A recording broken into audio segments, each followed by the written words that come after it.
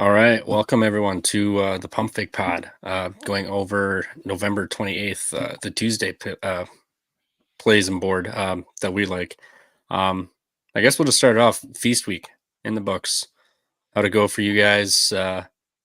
Any teams caught your eye? Anybody you don't want to be back and fading? How was it overall for you guys? Yeah, feast week was interesting. It was tough. I was the one out of town, so I didn't have as much time to watch the games that I wanted to, considering there was a lot of football going on as well that I had to share with the family. Um, there it was a lot of parity in college basketball. I mean, I still love my Texas A&M Aggies. I know that they lost to your Florida Atlantic Owls. That was a very good game, a wild game to say the least. Not necessarily a sleeper, but they've been the team that I've been riding with and that I love, and I think they proved their self worthy, and also Marquette did as well. As you called out since the beginning. Then for the mid majors, I got to shout out the Oakland Bears. Nick has been riding them since the beginning, and they've kind of been a steady wagon for us as they just upset Xavier in the Cintas Center. I know Xavier's not as good as they've been, but I mean Oakland pretty much controlled that game the entire way. Xavier only led by 3 points, and that came at the last 4 minutes of the game. Greg Campy and Oakland, they got them rolling. So I'm going to shout them out again as they're solid. And yeah, I don't know if anyone's got anything else. I mean, it was a great week of hoops. Glad to catch up and be back. Yeah, I kind of had a feast week that most normal people have where I got murdered. I started the week pretty good, but I got killed closing out the week. Just felt like I was on the wrong side of a bunch of teams. Like I had Penn State the other day; they were just terrible, couldn't score. I had that A&M over in the Iowa State game rather, and they got bailed out because they had like an 80-something point second half, and we got screwed with not knowing that Coleman and their third option, I can't name is slipping me, like just didn't play. We didn't know 15 minutes before tip. Yeah, Radford and Coleman just aren't playing. Like that kind of shit is annoying, but that's what we got to deal with. But yeah, I started the week off strong, got murdered at the end of the week, so that was no fun. Yeah, pretty much same here. Started all right, but I had a stretch there. I was getting my teeth kicked in. I was 4-17. It was bad, but last weekend it kind of just flipped around. So seeing the board better, feast week feasted on my account, but we're alive and kicking. So get back here. But I'm glad I mean, was on vacation because I would have just been betting the board as well, and some wild things happened and variance definitely occurred. But yeah, I tried my best to just bet like 2 or 3 games, considering I couldn't watch it. So maybe that worked out for my favor. But we're back this week, closing out non-conference before we get into little conference teasers here for the Power Six and whatnot. yeah, I mean, like you'd said about Feast Week, just to knock that out or top that off. Great games, everything was amazing, but yeah, wasn't great for the account, but all the games were great, and yeah, like you'd said, Oakland today, starting off the week right with an outright dog over Xavier in the Cintas Center. So hell of a game. Trace Townsend, I think he had 28 points or something, 26, 28. He was unconscious. He was hitting clutch shots at the end. So shout out Townsend and Campy and the Golden Grizzlies getting it done. Little look at spot for Xavier there too with Houston. So it's a nice little angle. I like to look at, and there's a couple of them coming up on the board here during the week too. I know. I think Friday, like I said, Xavier at Houston. So I know Kansas and UConn play Friday. I didn't check the score of the New Hampshire game, but they were kind of hanging in there by 18 or 20 at one point. So 20, 84. They lost by 20. Yep.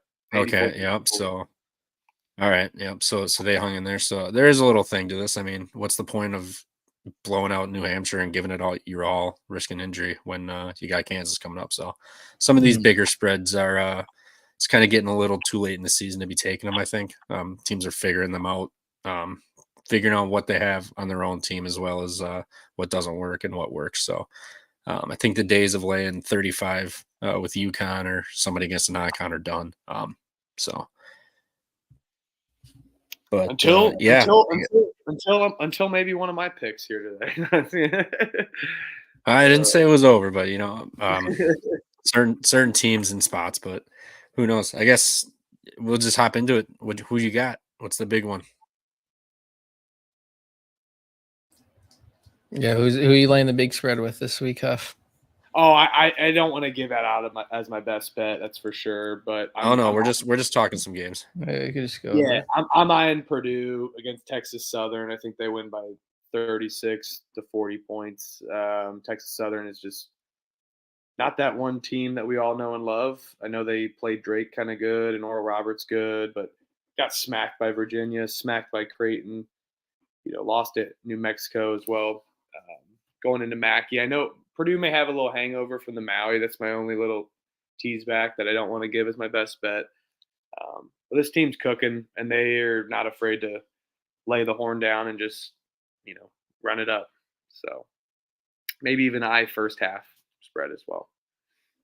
It's like 18.5, 17. Yeah, I definitely don't hate that. But like you said, Southern did play pretty good against Drake and who's their other opponent? Oral Roberts, like you said. But yeah, they got blown out by Creighton. They only had 33 against Virginia. Obviously, he's playing a slow pace game, and even New Mexico held them to 55. So as long as they're not in that Drake Oral Roberts form, then I don't see why Purdue doesn't blow them out. Yeah, I got It looks like there's some rumblings though too. Now doing research that they might rest some players considering that they're in Hawaii and whatnot. So we need to keep an eye on that. Maybe for sure. Again. So yeah, that's also. I thought about playing Klingon under points tonight. Just for that too. I was like, they're playing New Hampshire. They got Kansas coming up. The last thing they need is Klingon to get hurt. He dropped 16 in the first half, so that would have been screwed. But yeah. But going back to Texas Southern here, it looks like they struggle. Creighton, they got the height. I mean, they can shoot too. Purdue, I wouldn't say plays as fast, but they can shoot and they got height. And then Virginia grinds you down defense, which Purdue likes to do. They lost by 29 points, and then they lost by 32 to Creighton. I don't think that they necessarily can't get blown out by 40, but if Purdue's resting guys and going to play some of those bench players, it's going to be a lot of kind of pressure. You're finally playing a full game more than a minute, and you can get your shots up. So maybe they fall, maybe they don't. But I would I wouldn't like that. I would actually probably rather like a Texas Southern team total under. I think they're probably going to struggle early. Obviously, when Edie and company are playing, they're not going to get their second chance points. So buckets are going to be at a premium, and I think they'll probably struggle for majority of this game until most of the starters go out, and then they might have some success. But still, this is an entire Purdue team that's got 2 starting fives damn near. So it'll be I think it'll be tough for Southern to really get much of anything going in that game, especially in Mackey. for sure. Let's move on to the best bets. What you got, Trev? You got any ideas? We got some decent games tomorrow on the Tuesday, big whatever Super Tuesday, if they even call it that even more. I don't know. We got some good non-con matchups and some sneaky ones in there. I know that you might like as well. Yeah. First game I'm looking at is Mississippi State here taking on Georgia Tech. Mississippi State, they're grabbing 42 boards a game. Georgia Tech, I lost their number here. But their Mississippi State's smallest win is 9 points to Northwestern, and that was on a neutral. So they've yet to play any games actually on a true road game. But their smallest wins by 5. Georgia Tech is 1-2 at home. They lost to UMass Lowell, and they barely escaped Howard. They were actually trailing most of that game, and then came back late and beat Howard by 3 points. And then they got dispatched by 35 by Cincy. And Mississippi State's got the second best effective field goal percentage defensively in the country. So you factor Mississippi State grabbing boards, playing great defense. And I saw this team in person. They're going to bully the shit out of Georgia Tech. Georgia Tech is not going to like the way Mississippi State plays. Georgia Tech's got scores. They look great, but those are teams outside the KenPom top 200. Once they played, who did they play? I forget whoever they played. I can look that up real quick, but they did not look great. They Played UMass Lowell. Yep, they're 111, and then Cincy was 35. Howard was 230 in the Ken Palm, and they were winning all the way up until tail end of that game. And Georgia Southern, they beat them by 22. So congratulations. But losing by 3 at home, barely escaping to Howard, and then Cincinnati drilling you. Mississippi State's going to come in and play almost the same way as Cincinnati, just grind you out defense, not make it easy for you. So I don't think Georgia Tech's going to have a fun game tomorrow. I'm gonna take Mississippi State -9 with Chris Jansen and company. Yeah, I love that play. I think Mississippi State's defense, like you mentioned, second in effective field goal percentage defense, or fourth in adjusted efficiency and defense overall.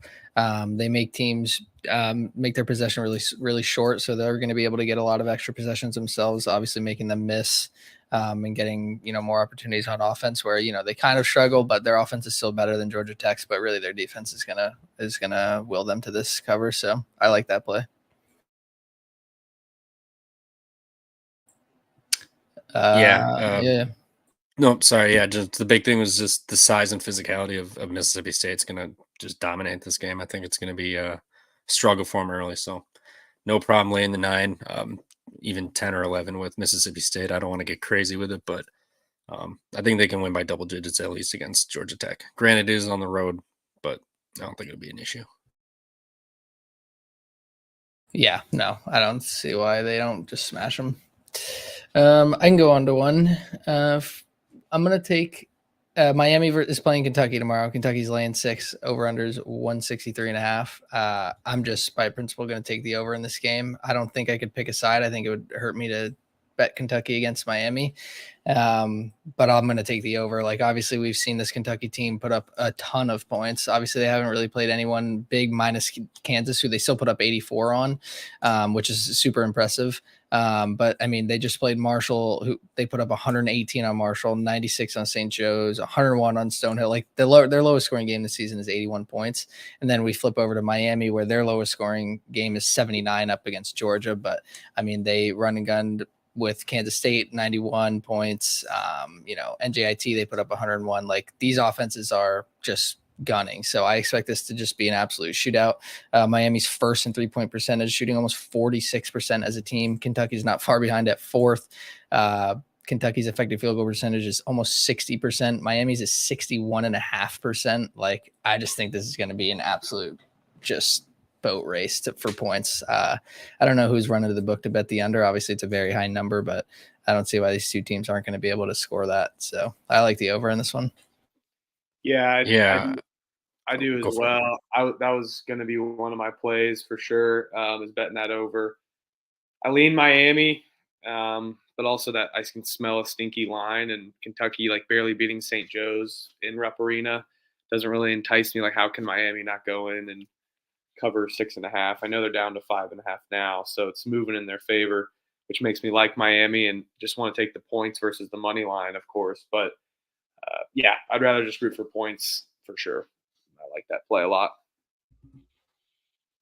Yeah, I was just looking at their Kentucky's Ken Palm here. 118 to Marshall, 96. Granted, it wasn't overtime against St. Joe's, but 101 Stonehill. Like you said, 84 against Kansas on a neutral. And going back to that Kansas game, Kentucky kind of had them on the ropes a little bit most of that game. Kansas wasn't having a fun time playing those guards. This game is going to be the exact same way. I kind of agree with you. Points. I kind of want to lean Kentucky, but that's a lot of points to lay with a main like freshman team, mainly freshman team with Miami and Larinaga and Nigel Pack and Wooga coming in. It feels like too much. I would lean Miami with the points, but it definitely just feels like an over game. Like, first to 85 wins. I mean, there's going to be points galore. It's going to be fast paced. I mean, this is going to be a banger of a game. Definitely going to have it on the TV for sure. Yeah, Miami's defense also isn't that bad. Like, they're holding teams under 27% from 3. Their interior defense is a bit worse, but I mean, only allowing 27% from 3 is definitely going to be able to limit Kentucky, who wants to shoot some threes. So I could see them. I don't think it's going to be a blowout either way in this game. I think it's going to be very close. So if I had to lean aside, I would just take the points, especially getting almost 2 possessions. But yeah, I just think it's a boat race for points. Yeah, and I was just seeing here, Miami #1 3-point shooting team at 46%, and they got the fourth most efficient offense, and then they don't turn the ball over. #1 in the country, not turning the ball over, Yeah. 11% a game. So if Kentucky's not going to, or Kentucky, I'm sorry, is #1 and not turning it over. So if they're not turning it over and Miami can bang their threes, I think it's just going to be back and forth. So yeah, feed me the points. I love it. I think that percentage obviously is going to come down, right? Like, I don't think either of these teams are going to be able to shoot as well as they have, but it's still impressive how high it is, especially playing teams like UCF, who's top 80 in KenPom, Georgia, who's right behind them at 82nd, and Kansas State, who's 41st. Like, those are three, like, teams that we could see in March. I think we'll definitely see Kansas State, potentially UCF and Georgia. Like, they're not like bum teams that they're putting these numbers up against. Like, they're solid teams. So. Mm-hmm. Yeah, when they played Kentucky, when they played Kansas, nobody had more than 2 turnovers on that team. Justin Edwards, Reed Shepherd, and Dillingham had 2. Everyone else 1 or nothing. So I mean, they won the turnover battle 8-14 plus 6, and they were hanging around until the end of that game. So if Kentucky is going to hang on to the ball, I kind of got to lean them. But at some point, you're not going to be flawless passing the ball 11%. So this will be a huge test for them if they do that. If they hang on to the ball, I don't see how Kentucky doesn't cover, to be honest. But that's just me. But I like Miami. It's just too much points. But that also, it feels like that's the thing, is do they want us to take these points? Like, oh, you're getting 2 possessions with Miami? Like, come on. I mean, if you watch Kentucky, they're not. I mean, it's very, very mid. But yeah, that line is sticky. I think it'll be close regardless, and like it could go to like win by 7 or 8. That'd just be heartbreaking, and there'll be like an 80-88 game, and yeah, what you could have had. I got a gross bet maybe, but it is gonna be my best bet. I'm backing and it is my alum, so whatever that's alma mater, whatever it's called. I'm taking the Ball State Cardinals. They're traveling all the way down to Arkansas, play Little Rock. Ball State, kind of another subtle wagon I wanted to call out, but it would be pretty biased of me. Michael Lewis has got those guys cooking. There's a new culture all about it, and then they got a road test, so they got to probably bust down to Little Rock for sure. Little Rock's defense, one of the worst, 334th in efficiency in the country. They give up free throws. Ball State shoots the free throws very well, and they rebound very well as well. And what does Little Rock not do? Rebound. I don't expect everybody to jump on this game and bet on this game, but Ball State's got height where Little Rock doesn't, and I expect the 2.5 to probably go to even money, or maybe even if Ball State gets favored. I'd like to see the line move in my favor. I don't know why Little Rock's favored. Maybe it's a game the books just don't know as much information on. It could be a high-scoring affair, though, with that total. So maybe Ball State can't keep up, as they are a slower pace, kind of half-court styled team, where Little Rock's going to just run up the score and absolutely gun it in under 16 seconds per possession. So yeah, I'm going to take Ball State as my best bet. I don't think we have to talk about that game much further, but yeah, there's my lean on that. If you guys got anything.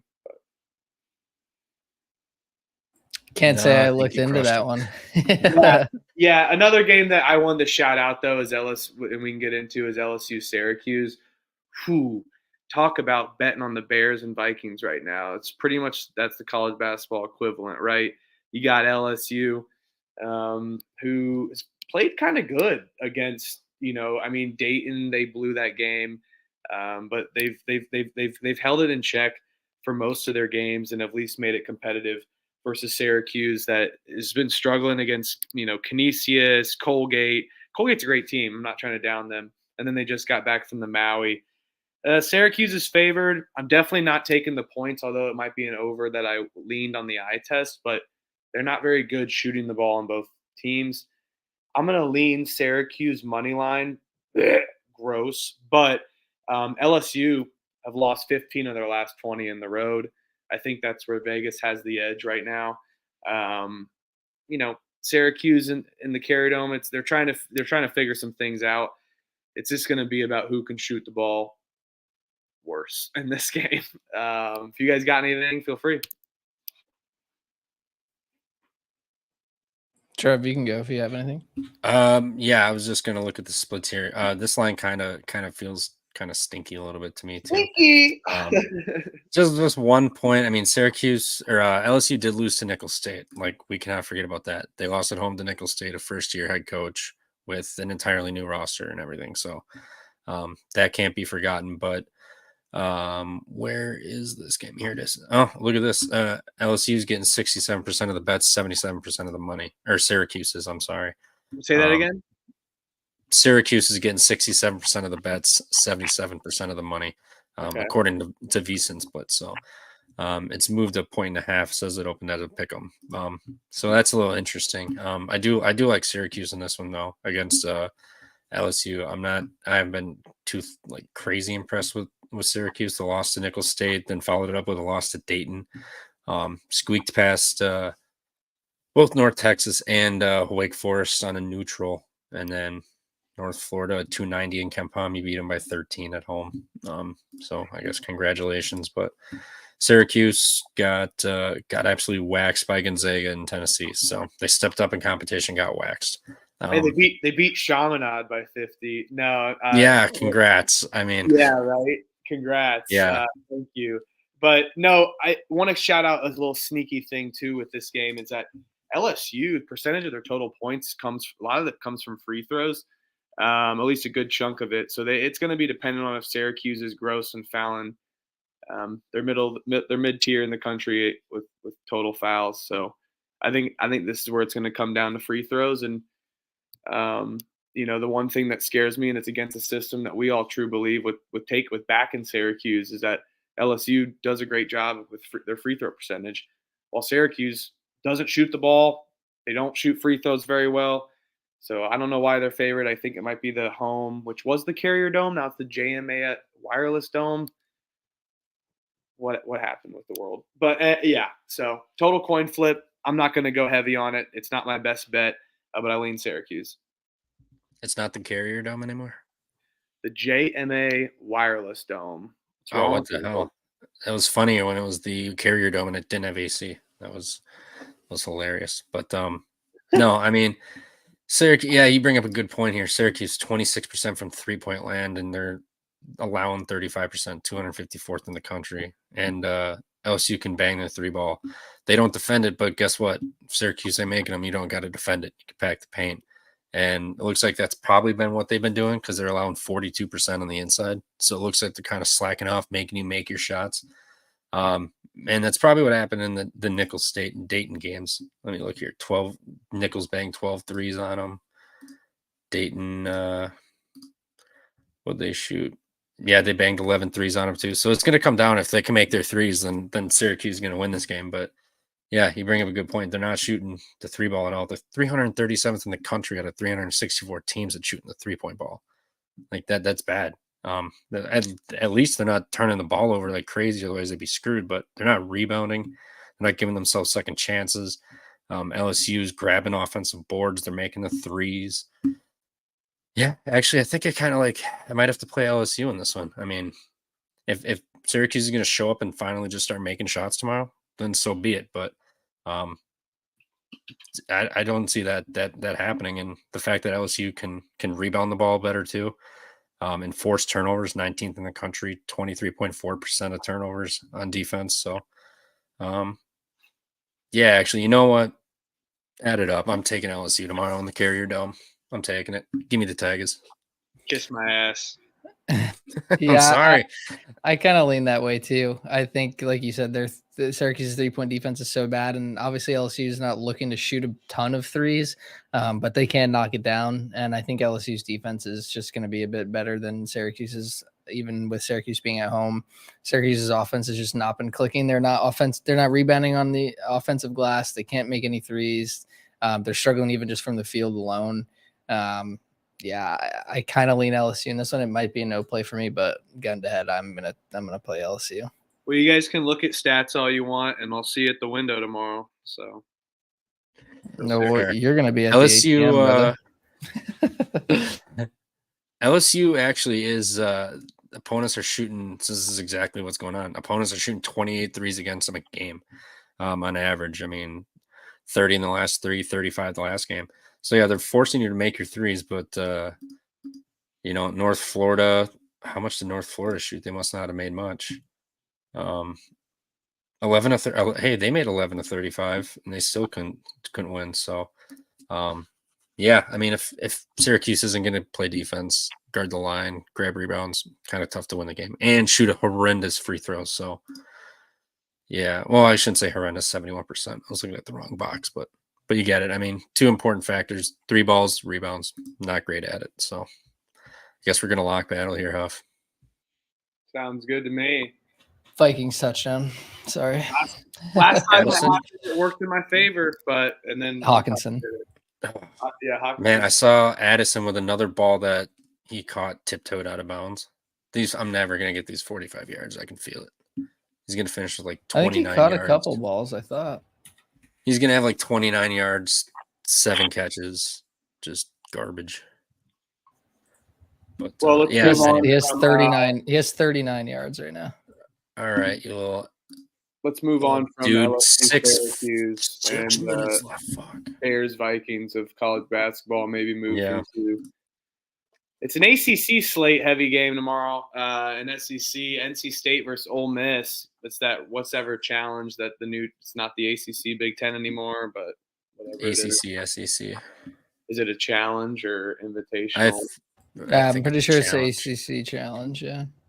All right. Well, we don't need to watch ACC Big Ten anymore. We get to watch ACC, SEC. NC State goes into Ole Miss tomorrow.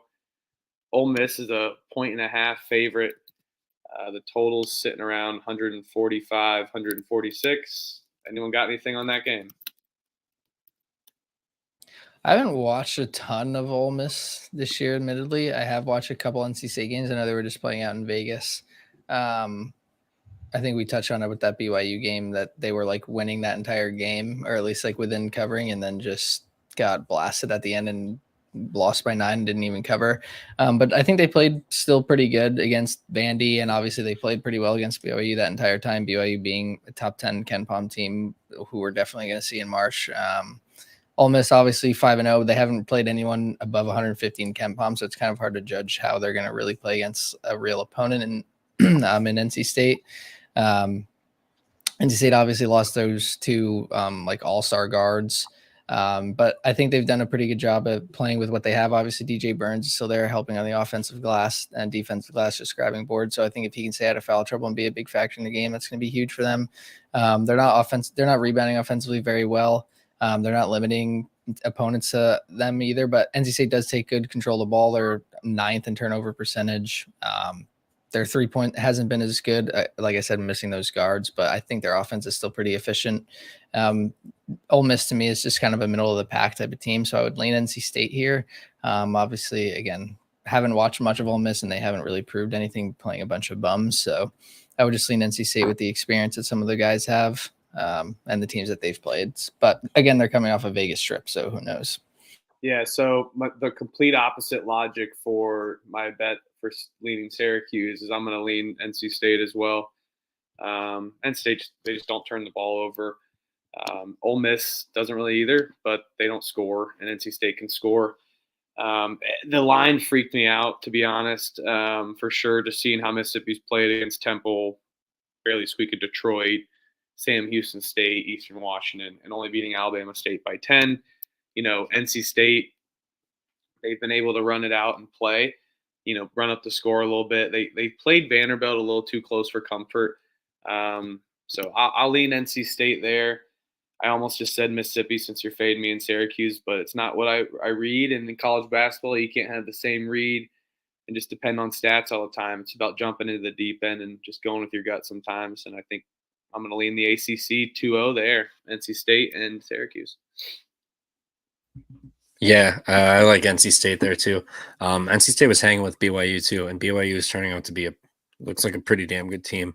Excuse me, this year. So they went 16 of 22 from 3-point land playing BYU. 16 of 22. Still lost by 9 points. I mean, BYU, they're a whole different animal. But I mean, that's absurd. They shot 73% from 3-point land. Or I'm sorry, looking at free throws, 10 of 25 still, 16 to 22 from the free throw line. But Ole Miss does not foul, 15.8 attempts per game, which is 62nd in the country. So, and NC State cannot rely on just going to the free throw line and getting free points all game.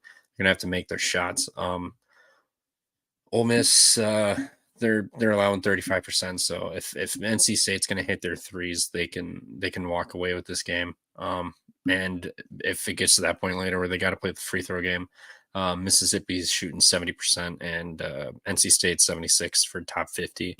They're not getting their shots blocked, which is something that Mississippi excels in. So we'll see if they're Mississippi's altering shots and forcing some blocks and bad turnovers. Then this will be a rough outing. But I think NC State's going to have enough shooting. They hang on to the ball, like you said. They can force turnovers. It's just the rebounding might be an issue. They struggle with the second chance. So if they're hitting shots and not forcing themselves to rely on getting to the free throw line and get second chance opportunities, they'll be fine. But yeah, I don't know. I don't think Chris Beard's team is ready yet. Look, KenPom 329, 202, 317, 140, 160. I don't know if they're ready yet. And BYU coming off of, or NC State coming off of that BYU game, I think they're going to be rolling still. So I would lean NC State. I don't know if I'm going to play this game personally. Yeah, we'll see how the kids handle the Vegas hangover. We'll know in the first 10 minutes if they're hungover or not. Yeah, I'm sure they had a good time after that tournament ended. So we'll see if Coach had them reeled in a little bit or just let them just go do their thing. So hopefully we'll find out real quick. They flew out that night. Hopefully. Another one we can talk about is Clemson, Alabama. I think the spread has moved down to Alabama as a 9-point favorite now, with the total at 159.5. I don't know. I haven't watched too much of Clemson. I think I've seen one or two of their games. I bet against them and they just shit on me. I was watching obviously Alabama at the tournament they were just at. I had them against Ohio State. Ohio State apparently learned how to play basketball after losing to Oakland opening day. Ohio State looked really good. They didn't beat the shit out of them, but double-digit win over Alabama, who's a top 5 team. Right now is a very impressive win for them. But then, of course, Alabama comes out against Oregon and beats them by 8 and fucking just run like what did that game had 190 points, I think. So, I mean, that's kind of the Alabama that we're used to. Is just like ripping threes fast, like a lot of possessions. So, I think Clemson is going to be an interesting matchup for them. I feel like Clemson plays pretty slow. They're pretty efficient with the ball, where Clemson is just looking to get a lot of possessions and just shoot the three, shoot any open shot that they can. So I think this is an interesting matchup. I don't know how you guys feel about it. I kind of lean Clemson, but I could be persuaded either way. I lean the over more in this game. Both can shoot the ball. Clemson not very good at defending the 3-point ball. They don't force turnovers, but they can hang on to the ball. So they're very efficient on offense, 55.7 effective field goal percentage in the country. Offense, they're kind of middle of the pack, possession length. Defense, they like to force you to long possessions. That's not happening against Alabama. It's going to be up and down. So Clemson's conditioning is really going to get put into play here. I think that's going to probably catch up to them later in the game, up and down, back and forth with Bama the whole time. But they can shoot the ball. That's the thing. And they keep teams off the glass. 21%, 22% of offensive rebounds allowed on defense. That's good for 10th in the country. Bama, 39% of offensive rebounds grabbed. So it'll be a battle of the glass, but both can just shoot the cover off the ball and are very efficient. Alabama plays fast. They're going to force Clemson to play that way. So yeah, I kind of lean Clemson with the points here, but I would feel better with an over in this situation personally. Yeah, give me Alabama team total over until it doesn't hit. I mean, it's hit in every single one of their games, even priced at the outlandish total of 95 and above for their games. They've scored 103 times. If they played the Pacers, they would definitely hit an over for sure. because there's just no defense involved. You can go. I don't think Clemson's defense can outperform Alabama's high octane offense. Maybe Alabama has the one blunder game, and if it does, so be it. I took their team total over last few games, so I'm going to continue to do that and ride it until it doesn't hit in the trend. Yeah, definitely don't hate it. If it ain't broke, don't fix it, right? Right. I mean, I'll probably go back to the well if it doesn't hit this next game either. So, I mean, they play Arkansas State, they're running gun, and it's a look ahead with Purdue and Creighton and Arizona. That'll be a fun few games and holiday for Alabama. Yeah, definitely. I think should be interesting, but yeah, those are definitely some look ahead games, but we'll see. I think Clemson shows up a little bit tomorrow, shoots the ball a little bit, kind of pushes the tempo and makes Alabama make some plays and shots too. So I like the over personally. I guess one more game or another game I was looking at, McNeese at UAB. Kind of like in UAB in this one. McNeese, they don't turn the ball over. They can shoot the 3-point ball very well. Their free throws, they shoot 55% from the free throw line. They cannot shoot free throws. They're not huge offensive boards or crashing the glass, kind of middle of the pack on those. They get a ton of shots blocked. 13% of their shots are blocked, and UAB blocks 14% of shots. That's 32nd in the country. So UAB is going to get a favorable matchup on the defensive end in that way. They don't shoot the 3-point ball very well, but they can shoot free throws. They crash the offensive glass. They, like I said, block a lot of shots, and they guard the 3-point line alone 30%. So I think I think what they're going to do is run McNeese off of the 3-point line, and they're going to make them just get bad shots. Something where UAB thrives is grabbing rebounds on the offensive end and getting second chance points where McNeese doesn't care to play much on the glass. That's not a point of emphasis. So I would lean UAB. Probably no play in this. If anything, I would lean under just because I think it's going to be more of a defensive game. But no play. But I am intrigued by that game. See how Will Wade's squad does. I think this is 1, 2, 3, 4, 7th game. So they got 3 more games, I think, until he can return. I think he returns against Southern Miss on December. There's like a 10-game suspension. So they haven't looked bad, but they've beaten three teams that aren't in the KenPom: Biblical Studies, Champion Christian, Latorno, Texas State, and they beat VCU. So it's kind of an up and down team, but we'll see. I don't think they're going to hang tough tomorrow, though. I think UAB should get it done. Yeah, I think UAB probably gets it done. Like you said, I think McNeese, obviously they opened the season looking pretty good against VCU, which turns out to be a good win. VCU kind of shit on Penn State the other day. Like Penn State really wasn't in that game. Revenge game. Yeah. But yeah, and UAB's offense has kind of been struggling as well. So I'm kind of with you on the under there. I don't think this is going to be a very high octane game. McNeese playing at 301st in the country in pace, 350th almost in adjusted tempo per game. UAB also not looking to push it that much. So yeah, if I had to pick a side here, I'd take the under. I don't think there's going to be a ton of points in this one. And UAB, they're forcing 19.2 seconds possession on defense. That's 352nd in the country. So they're kind of making you work the ball around and find a good shot. So pair that with they're not great free throw shooters. I think points will probably be a little less than often tomorrow. McNeese is shooting not even 56% from the line. So even if they get themselves there for those quote unquote free points, they're not going to be knocking them down. So yeah, I kind of dig the under here. That might be a play for me. Yeah, and free points are not free in college, as we've come to learn in the past. But unless it's like fucking, I don't even know, like Virginia or something. These teams just shoot like 85%. Yeah, no, definitely not with these mid majors.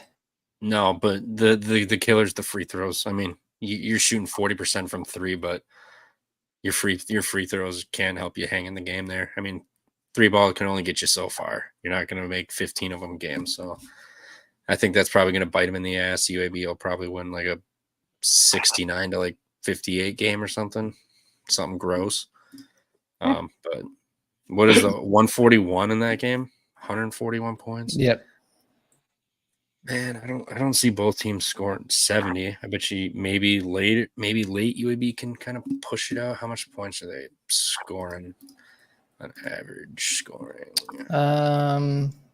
First, like real teams, they're putting up. I mean, they had 76 against 73. VCU, 74 Western Carolina, 60 versus Texas State, 62 versus La Tech. Yeah. No, I will actually I'll play the under here. I mean, they went to Middle Tennessee State and they won a 58-57 game, so they can play. They'll play faster. Yeah. They'll play slow. Beat Maryland on the road. That was a neutral. Still beat Maryland, but that Middle Tennessee game on the road is impressive. And then followed it up by beating Furman at home, 92-86. So I mean, bang! You want to play points and buckets? They can do that. And they want to play defense? They can do that. Yeah, give me the under, but I lean UAB for a side. Yeah, I just don't see them wanting to really push the tempo that fast against McNeese, who's already wants to play slow. If they have a lead, they're not going to be looking to just run up the score by any means. I think a team like Furman is a team that's offensively gifted enough that they might have to keep the pressure and keep the points coming in, but that's not the case with McNeese. Yeah, I don't know. I can lean McNeese here. I'm not going to put it in my bets, but just the way they've been playing, it's a solid team. It's not the same UAB team that we know and have loved, but Eric Gaines is a beast. It's going to be whoever shows up. I hate to sound like a sports announcer that's commentating a game right before we go on, but yeah, it's going to be interesting. I think it's a coin flip game, even though it's a 7-point dog. So I can lean McNeese though, but I'll tail your total. All right. I got a shout. I'm gonna take. Oh God, I'm going gross this week or tomorrow. But Pepperdine -7 against Idaho State. I lean the under of 140. But I hate. I don't know. I love me. I love my unders, but something about it in my gut just doesn't make me feel good about 140. Although we've been riding that Idaho State under, and it's been very fruitful because Idaho State is pretty gross and consistently gross. It's tough for me to lean any side. I'm almost talking myself into the under because I keep talking about the under versus the spread. So I think I'm just going to ride the under before it gets down to 138 and closes at that time. So yeah, neither team hang on to the ball either. I mean, Pepperdine 300th in the country in turnover percentage, and Idaho State 352nd. Neither are even super efficient off. Oh, Pepperdine's got a great offense, but they don't play defense. So even if they don't play defense, though, Idaho State can't play offense. So they're 20 seconds of possession too. So that's what makes me like the under a little bit more too. And I assume by tomorrow I'll be at 138 guaranteed.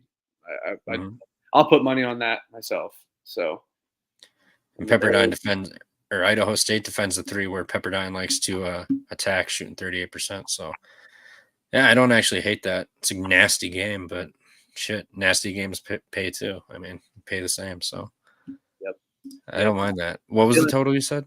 It opened at 141. It's down to 140. 140. Idaho State.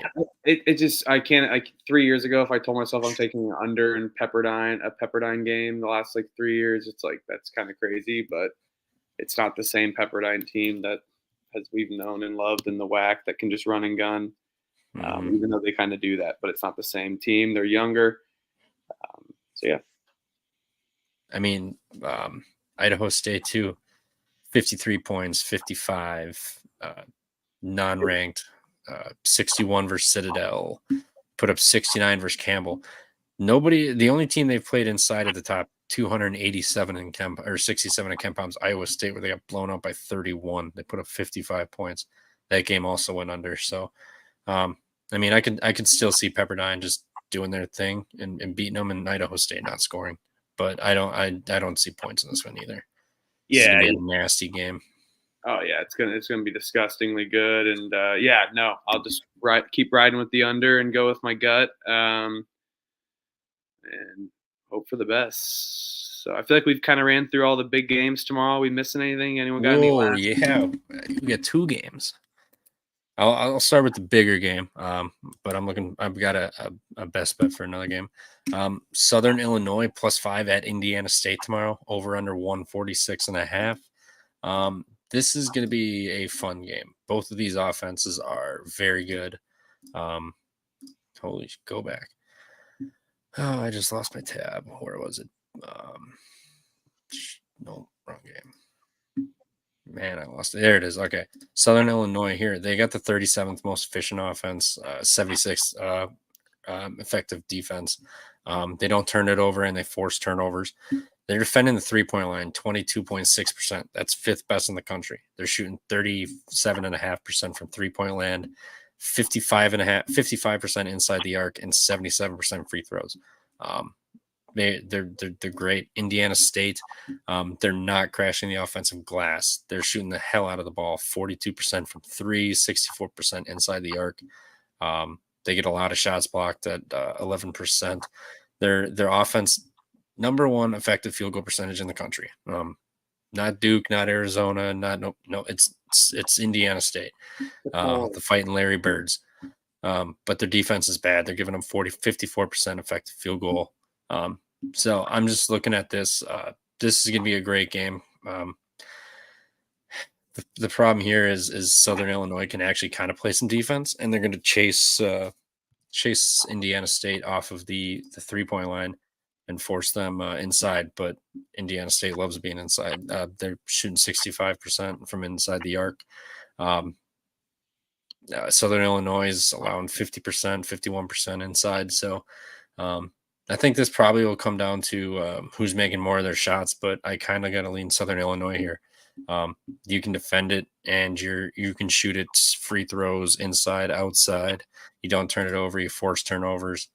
Indiana State gets shots blocked, and so does Southern Illinois here, but neither side excel at blocking shots. So I don't really expect turnovers outside of maybe some bad passes or something. I don't think it's going to be like a 22 turnover game, but I think it's going to be some points here. I think Southern Illinois comes out on top though. And I believe they're the dog, if I'm not mistaken. And then, yeah, they are. They're 5-point dogs. I think Southern Illinois is live here, but it is in Indiana State.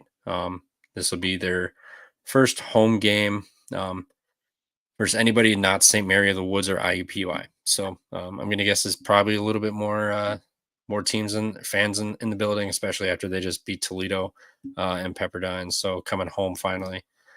Southern Illinois, they did beat New Mexico State by 26. They only lost by 6 to James Madison. Was on a neutral, but James Madison's a wagon. I lean Southern Illinois here. I think they're going to shoot the ball and defend better, personally. So give me Southern Illinois +5. That will be a best bet for sure. Yeah, I like that. I'm going to take the under here. I know that Indiana State is top scoring team. They like to shoot the ball with a little defense. But just to give a shout, the 146.5 line hasn't been covered in any of the last 10 Southern Illinois games on the road. That's just a little shout out that I want to give. But I'll lean Southern Illinois with you and take away Indiana State. Although it's going against my Indiana teams, rooting for them. Can't go wrong with either lean, I would say. But I'm going to lean the under. That's the under I'm going to go with. Yeah, I kind of going to go opposite of you guys. I actually like Indiana State, and I actually kind of like the over too. I think Indiana State's a team that I was kind of riding at the end of last season, and to start this season, I think this team is just wagging. They scored a bunch versus those 2 Belmont games that they played at the end of the regular season and in the conference tournament that they played. It's hard to argue with the number 1 in effective field goal percentage, 9th in 3-point percentage, 3rd even in just inside the arc. Obviously, like Trevor said, their defense is definitely lacking, but Southern Illinois isn't one to just kind of, completely shut down a team. Obviously, giving up 82 to James Madison. James Madison has proven to be kind of a wagon so far this season. But honestly, I think Indiana State would give JMU a run for their money. And in this Indiana State team going up against Alabama on the road, put up 80 points. Like, obviously, they lost by 22. Alabama put up 102 on them. But I think Indiana State's defense is kind of paper thin. And even though Southern Illinois plays pretty slow, they're going to be able to put up points because Indiana State's defense is so bad. And I don't really know if it matters who Indiana State's defense they're playing against. Obviously, Alabama, not the best defensive team in the country, but putting up 80 on them is definitely not like something that shouldn't go unnoticed. You know what I mean? Like, Alabama's definitely can shut down teams, especially mid-majors like this. So I kind of lean Indiana State just because they're going to play so fast. And if they get a lead and they're making their shots on their end of the court, I don't know how Southern Illinois is going to be able to stay within it because they do play so slow. But I think they're going to be able to score. So I probably won't play the game unless it's the total. So I kind of lean the over. If I had to choose a side, I would take Indiana State just because I'm kind of biased because I really like their team. I just think 146 is too high for Southern Illinois. And it's going to be a battle of possession. And sometimes it favors the half court style team, but another coin. We got a coin flip game in the mid majors tomorrow. We'll see who comes out and plays. But yeah, I think the reason why I like the under is that the line's kind of weird. I mean, I would sense it to be 150, but we'll see. Maybe we'll have to take a look at Indiana State's team total. That could be a play because, like, with the total, like, I'm pretty much accounting for Indiana State to put up like low 80s against Southern Illinois. So yeah, like you said, their team their total hasn't gone over in their games, probably because they play really slow. But if Indiana State can keep their pace within the game and put up, high 70s, low 80s, Southern Illinois is going to be able to score. So if they put up low 70s to high 70s, we're going to get that total. Yeah. Indiana State, 40% of their points come from 3-point land. So if Southern Illinois happens to step up and defend them, I mean, they're given their total points to defense. 13.9% of the total points are coming from 3-point land. That's number one in the country. So I mean, if they chase them off the line and give them some bad shots, Indiana State's in for a rough game, I think. But yeah, I don't know. It's going to be a great game. I'd like that Indiana State team total too, because if they are falling, it's going to be raining all night, especially at home. So probably I am still playing Southern Illinois, but I mean I can see Indiana State waking up, but I don't think Southern Illinois is going to allow them to shoot all those threes and be wide open all night. So I think that'll probably be a point of emphasis.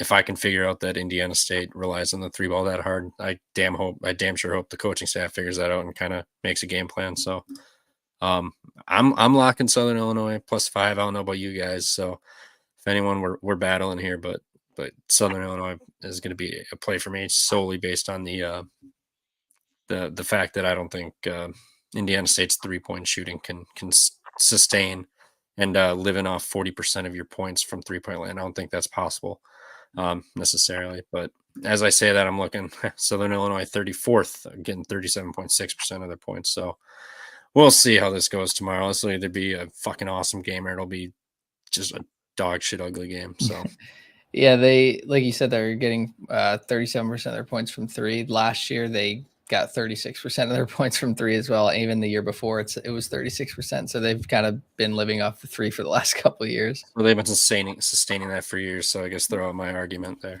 Yeah. I mean, again, like, can you sustain shooting fucking 42% from three? Probably not, but it's their style of ball. Like they live and die by the three. So what, their 42% regresses to the mean of what, 38%? I mean, that's right. Like if if they fall off 4 or 5%, like shooting 37, 38% is definitely not something I'm going to complain with if I'm backing them. Yeah. So they're shooting like 7 of like 18 or something then, something like that. That's impressive. So I don't know. I'm sticking to my guns with Southern Illinois here, just based on their defense being better too. And if Southern Illinois is not making their threes. I think their defense is going to give Indiana State enough problems. And if Indiana State's training them, I don't think their defense gives Southern Illinois enough problem to run away with the game. So, yeah, Southern Illinois +5, best bet for me. All right, Trevor's got that. I got the under, and then Nick's got the over pretty much in Indiana State. So pick one of us. Hey, somebody's going home. Someone's gonna win. Yeah. What was the last game you wanted to touch on, Trev? Western Carolina at Tennessee Tech, over under 142.5. We all know Western Carolina. We bet on them a few times this year. This team is a very good team. They're not a slouch. Let me pull up here we go. They're shooting 52.3% effective field goal. They're top 20 in not turning the ball over. They crash the defensive glass. Top 70 in the country. They shoot 38% from 3-point land, 74% free throws. They don't get shots blocked. They don't get balls taken away from them. So the ball's in their court. They make sure they know what they're doing with it. They 19.4 average possession length on offense. So they're not just taking quick, easy shots. They're working around. They're finding good shots. They've beaten Notre Dame on the road. They went to Middle Tennessee and beat them on the road. They beat McNeese only by 2, but that was at home. But they beat McNeese. So we talked about them earlier. Northern Alabama, they beat them by 18 at home. This will be another road game where they went to Notre Dame and Middle Tennessee, which I'll argue Middle Tennessee is the more impressive road win out of those two. Now they're going to play Tennessee Tech. Tennessee Tech, bottom of the country, 18% offensive rebounds. They're not getting second chance points. They shoot 31% from 3. They're allowing 36% from 3-point land, 47.5 inside the arc, 66% free throws. I mean, they're allowing 56% inside the arc. They got a 55.2 effective field goal percentage on defense. Not forcing turnovers. The one bright side is they're kind of all right at hanging on to the ball. 16% turnover, which is good for 89 best in the country. So beat Presbyterian in overtime. Excuse me, lost to Chattanooga. Lipscomb blew them out. Murray State beat them by 6. Tennessee blew them out, which that's expected. But I don't see much success coming from Tennessee Tech here at Cookeville. I'm going to ride with Western Carolina. Just keep it rolling here. This should just be no problem for them. This will be the easiest road game of the year for them. 319th and Kent Palm. So give me Western Carolina. I think they probably win by double digits here. Sure. No, Western Carolina is great. They've been fun to watch. I didn't do really any studying on this game whatsoever. But Tennessee Tech just, you can tell me at that. And I guarantee by the time we wake up, it'll be 8.5, 9.5. And if it doesn't, we'll be scared. But yeah, I'll go ahead and ride the Western Carolina trend as well. Yeah, I mean, just their offense, they take 18 seconds to kind of figure it out. They're not having success doing that at all. And then teams are kind of scoring on them decently quick here, 16.8% or seconds per possession. So I don't think with this Western Carolina team is going to have an issue. They've been kind of just grinding and cooling all year. So yeah, give me Western Carolina. Any other games that you guys are looking at or have your eyeballs on tomorrow?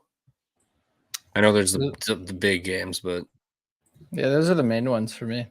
Yeah, I dare me to take Michigan State. I might do it. No, I'm not taking Michigan State, but round robin spread of Purdue, Kansas. I just think there's another big spread on there too. Gonzaga, don't love it, but Bakersfield is. Baylor's laying 25.5.